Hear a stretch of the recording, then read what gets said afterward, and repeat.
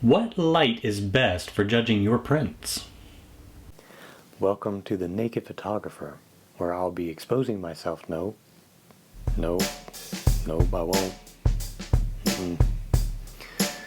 That sounded better in my head. Whether you're setting up a printer in a studio or a darkroom, typically you use an inspection light to view your prints as you're making them to judge the values of that print. Now, whether it's black and white, you usually only need to judge the density, perhaps the contrast with your light. For a color print, you'll need to judge both of those as well as the color of the print itself. Now, when you're thinking about getting a light, think about the situation in which it's going to be displayed. If it's your home, then most lights should work just fine, because the lighting conditions in your home typically are a little bit darker. So really, you could just go into your living room where it's going to hang and make sure that it looks okay there. But for a gallery situation, they typically have much brighter lights in a darker room. So having the appropriate light to judge your prints with will help it look the best on a gallery wall. A lot of people just go out there and get a spotlight or a floodlight and will set that up and be just fine. There are, however, published guidelines as to what kind of light might actually work best. Now, Kodak compiled this information and put it in two places. In Photo Lab Design for Professionals, they have it listed in here. This is an older book, and you can usually find it on eBay or Amazon. And you can find it in their most current version of the technical publication for their Endura Premier color paper. Both of these places reference ANSI, or American National Standards Institute document PH2.30-1989. And what that document states is that your light should be at a lux value, a brightness lux value of at least 538 lux. And if it's for a color print, then it also needs to be a color temperature of 5,000 degrees Kelvin plus or minus 1,000 degrees. Now that's a big window. That's from 4,000 to 6,000 degrees Kelvin. So slightly warm to pretty cool, 5,000 being neutral. When it comes to black and white, really the lux is all that you need. And that 538 lux is really listed as the minimum. They do list up to 1,000 should you be in a brighter gallery environment. But I find 500 to 600 typically works pretty well. Now, finding these values can be a little bit more difficult, and then finding lights that meet these values can take a little bit of trial and error. That's where I want to help you out today. So to find the values, you can get specialized lux meters. I don't have one of those. I do, however, have a Sekonic C500 color meter. Now this will read color temperature, so I can see what color temperature the light is, but it also has a lux function, so we can see how bright everything is. But for those of you that don't have this, if you're actually just setting up black and white, then you can use a standard incident meter light meter such as this. As long as it has that dome, you can do this. The instructions are pretty simple, and they're in most Sekonic light meter manuals, but other brands may have it as well. And we can convert an EV reading to a lux measurement. So let me show you how we do that, and then we'll look at a few different lights to see what kind of lights are giving us an even spread, what color temperature they are, and the brightness of them. For measuring lux, what we're going to do is first we're going to set up one of our lights. So this is just a standard like desktop type light. It's got an LED bulb, a standard household type bulb, a 60 watt equivalent. So I am reading at about 24 inches away, 580 lux. Let me get that where you can see it. So that would certainly be enough. So like I said, it's a 60 watt equivalent LED bulb, about 24 inches away. I could then control the spread of light with a snoot or a grid and keep it to just my inspection area. But the light itself is fairly even. Now if we're using a standard light meter, you want to make sure it's an incident meter. Set your ISO to 100 and set it to EV mode. You don't want shutter speed and aperture for this. So just EV, take a measurement, and you are looking for an EV reading of like 7.7 minimum up to, let's see, looking at their manual, a reading of EV of 8 is 640 lux, 8.5 is 910 lux, 7.5 is 450. So splitting the difference, 7.8 or so. Oops, see right there, right in the middle, I'm getting an 8. So we're in that 600 or so lux, which, yeah, I'm getting 680, and that's what it says. So that will work just fine. Now, color temperature, that's a little bit different. With a color meter, I'm getting 3420K. It's very warm for a color print. So that may not be the best option for judging a color print in your studio off your printer, or even an RA4 print in your darkroom, but it will at least give you the right brightness for a black and white. Now I could, if I wanted to use this for color, gel it. That would certainly get you in the ballpark, and that'd probably work for a color print if you wanted to go with just a standard LED bulb. So let's take a look at some of the other type bulbs here, lux and color temperature, see what we get, as well as the spread, because I think we're going to find some spread better than others. So let's look at the next one. Okay, this next one I'm looking at the same lighting fixture, just a shop light, but the bulb I'm looking at is a spot bulb, a PAR 36 I think is the type. I have to look that up again.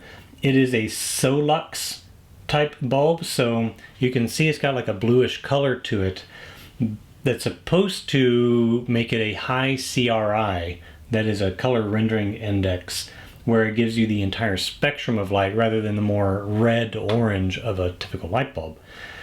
We'll see if that's anywhere near true. It claims to be a 3500K. It is a 30-degree spread, so we'll check that out. 50 watt bulb. Color is definitely more blue. I think it appears on your screen. So here it is with no light. Here it is with the light. So it does have a bluish tint, even just looking at it in the room. Definitely cooler. Let's see how much cooler.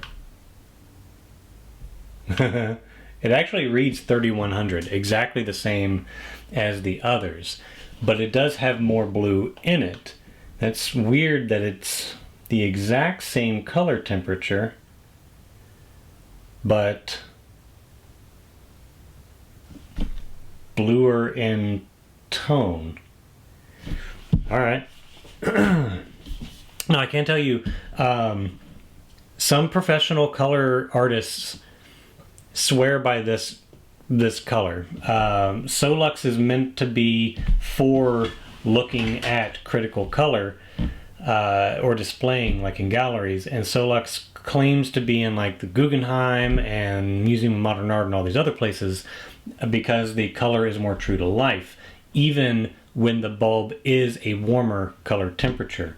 I know the photographer John Paul Caponegro, for example, he recommends using this color temperature light, a Solux bulb, for checking your color rather than a 5000K bulb, because it's more like what you're going to get in a gallery. So 3100K, yeah, still 3100 even after it's warmed up. But let's check our lux. Ooh, that's bright. I'm at just shy of 1800. So this right here, at least about 3 feet away, is way too bright. Let's see with a little bit of screen material. So I'm putting up a basically just a piece of window screen left over from making my drying screens. It is neutral. It's black. That cut it down from 1700 to 1000. Let's double it over and see. Now the reason why a scrim is nice, and you would probably, because of the heat this puts out, you'd want a steel scrim. Oh yeah, that's 770. So it's a metal screen instead of fiberglass because of the heat. Though the fiberglass may not be bad with the heat. They are color neutral. They're not going to influence the color. They're not going to fade. The movie industry uses scrims to cut down the brightness of light. So you could try it on a rheostat. I don't think these are dimmable though. You could try just further away. You could try a 35 watt bulb option. That would lower the brightness as well. Or you can scrim the light and see if that helps. What I do notice though, looking at this, and it may be hard to tell because of the exposure on here, is it is definitely got a hot spot. Right here is the brightest, and it falls off significantly around. So for a large print, if I push this way back, I start to get a little bit more even. It's still got a definite hot spot. I'm getting closer. That's about 1300 lux, but I mean, it drops significantly just a few inches away from that central hotspot. So just pure coverage doesn't have, I think, the right qualities. Now that's the PAR 30-degree design, so there are wider spread, which you would definitely need to snoot or put a grid on to control the spill, but the hotspot might be minimized. But as far as the color goes, it's nowhere near the 3500. What I say it was? 3100. Yeah, 3100. So I don't think I'm getting any influence from my other light.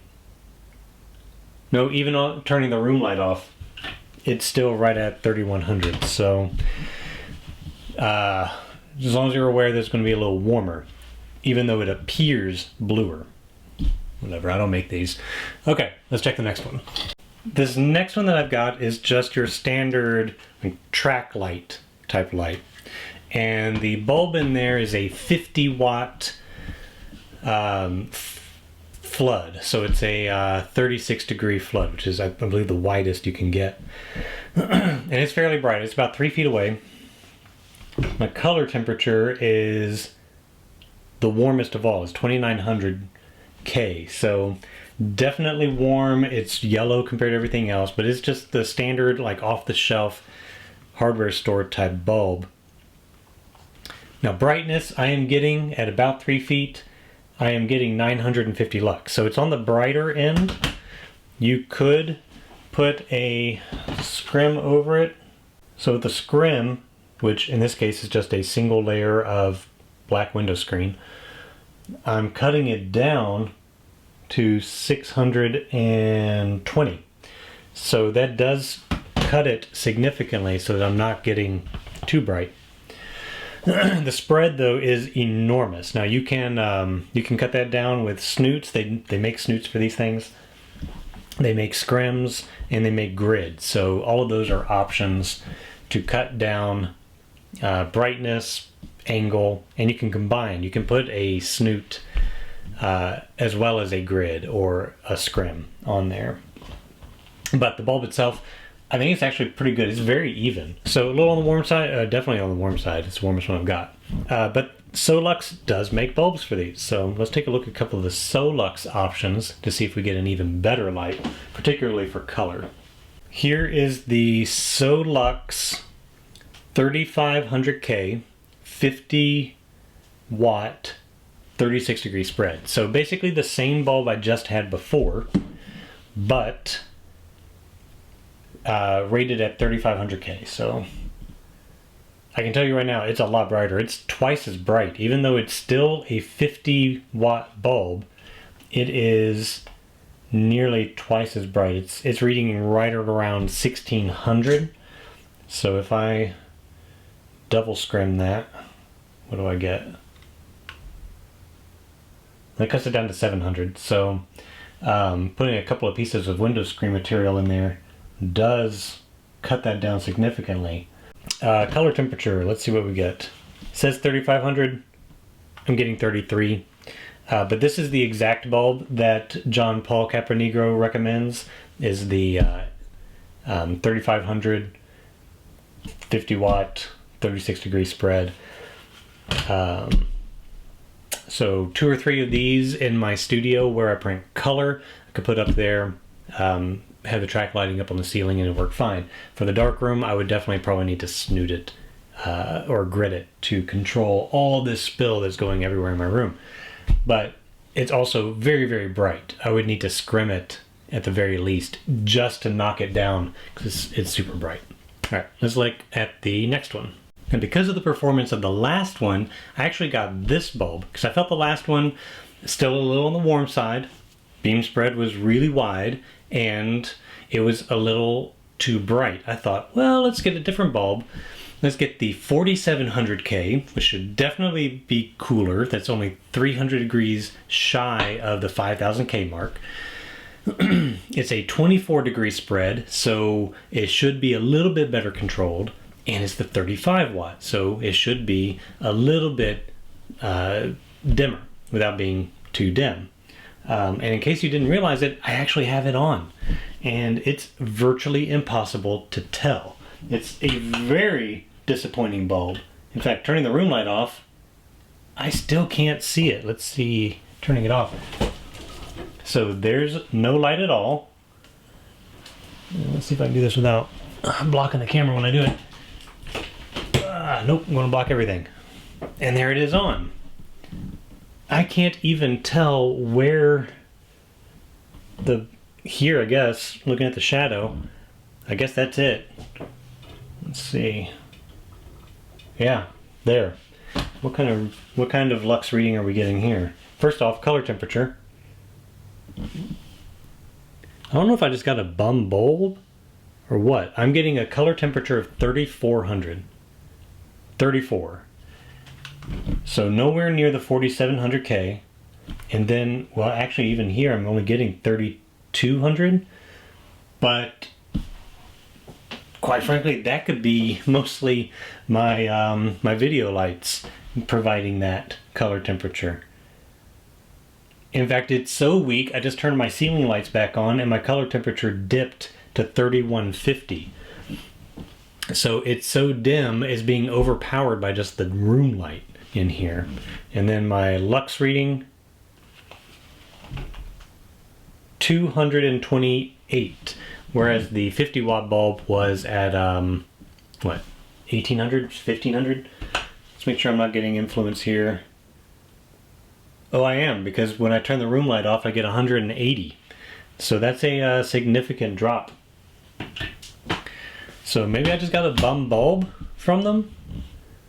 But that's pretty miserable performance. So 4700K, 35 watt, 24 degree spread, sucks. Don't get it. Maybe I'll talk to them and see if they'll send me a new one. Maybe I just have a bad one. Okay, the last one that I want to try is another one of these, and it is from Lowe's, a Reveal HD, GE's best light. It is an LED version of the MR16 bulbs that go into this particular fixture. So it is nearly the same light output as a 50 watt halogen bulb. It says 450 lumens versus 650 lumens. Lumens and lux are not the same thing, so they are going to be, I'm sure, a little different. It is dimmable. That's good.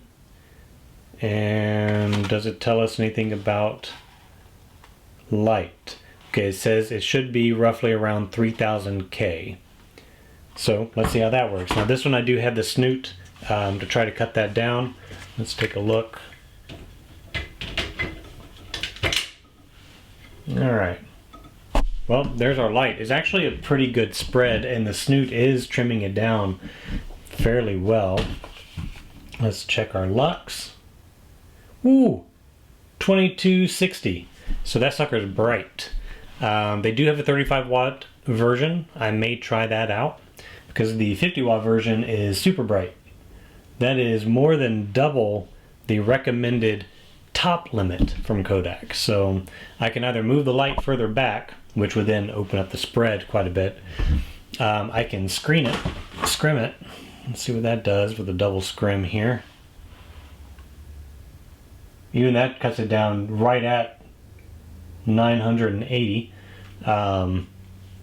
So that does the job, but still leaves it at the brightest. Let's go even more. Let's triple scrim.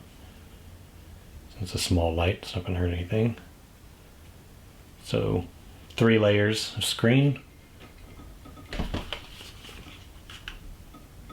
Yeah, that brings us down to like 680. So we could triple scrim that and bring that brightness down. There we go. Yeah, 690. So 35 watt bulb would probably do it, or get us closer. Scrimming it with 3 layers of screen works. And the fiberglass would probably be fine with this because it's an LED bulb. There is some heat, but nowhere near like the halogen bulbs. But let's check the color temperature here. 3100, so it's actually a little cooler, not by much, but a little cooler than the specs. So this would work really well for black and white as well. But for color, maybe not so much, unless you went by some other photographers' recommendations that you use a warmer bulb for color balance anyway, so that it matches more of the gallery lighting you would anticipate. But if you do want to go for a 5000K, you do have a couple of options. So let me show you those options that don't involve gelling, because you could just gel this. If you don't know what I'm talking about with gel, let me go grab one and I'll show you what I mean. For gelling, it's something like this. This is a full blue CTB gel for lighting. So you can put this up in front of your light. You can see that made it much more blue. And now I'm actually getting 4720K. So it is very cool compared to this, which is a very warm color. But it is much closer to daylight balanced. So that would be one option.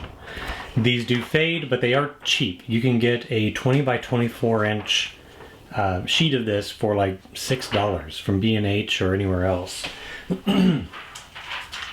I use a local theater lighting company that works with the local university theater department. So they are easy to get, and if they fade, which they will over time, they're easy to replace. And quite frankly, from a bulb of this size, which is like 2 inches or so in diameter, you can make a couple dozen of little discs to put in there and swap them out for $6.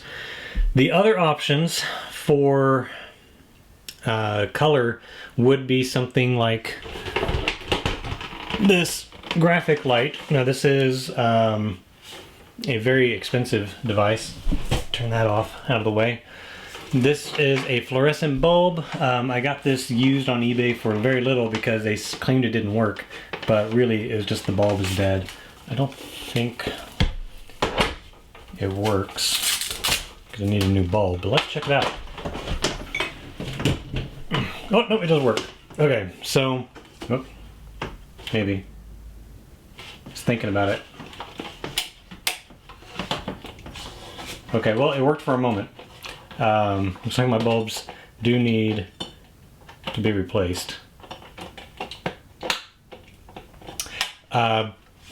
Anyway, aside from that, these put out a very particular color balance of 5000K at a very high CRI for true color, but the bulbs are pretty pricey, which is why I haven't bought any.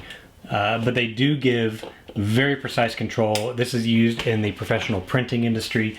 I don't recommend you go out and rush out and get one, but if you do a lot of color control work and you find one of these at a good deal, go for it. The other option would be something like my video lights. Let me grab one of those. So I've got what I've mentioned before. It's the Neewer CN160 video light. It's like 25 bucks on Amazon. I've got the extra DC adapter. But this is actually very simple to control for the same thing. Let me see if I can prop it up here. Now we're at 585. So I can make this the brightness that I want. I can gel it the way that I need. Oh, and actually bringing that down brought it down to 5500K. So at its full brightness, it was too blue. But now, down to the appropriate brightness, it's actually right at 5400K, 5430. So almost true daylight color. So that's an option as well. It's inexpensive. So those are a few different options. The LED light works really well. You can control the brightness pretty easily. You can control the color temperature by gelling, but quite a few of them have dialed in colors. So you could actually use something like that, but they tend to be a little bit more expensive. For black and white, just about any of these will work. You just have to be able to control the amount of spill. So think of it like any other light and use a modifier. Snoot it, grit it, scrim it, whatever you need to do to change that. The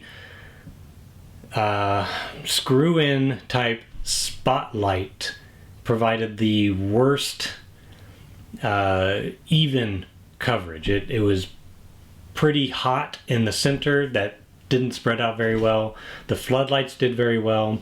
The track lighting actually provided for me the best option in terms of evenness, the amount of spread and brightness, as well as color.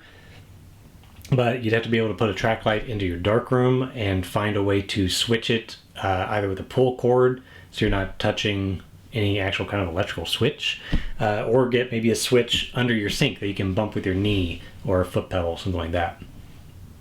In terms of Solux bulbs versus regular, for black and white, regular look just fine. That's probably what's going to be in a track light anyway. For color work, you could go with a Solux bulb for a more true color, but don't expect to get 5K or 5000K out of it. I think even the ones that they sell as a 5000K, probably based on these, nowhere near that. So if you really need true 5000K, you could gel it, or you could get something like these, which really are a true 5000K. But you can expect to spend, I think those bulbs are like $100 a piece for these fluorescent bulbs. So probably not the most practical option. Well, thank you for sticking around one more time. Please like, comment, and subscribe. And if you have a suggestion for a type of light, please leave it in the comments. I'd love to see what you're using. Just, give ideas for other people.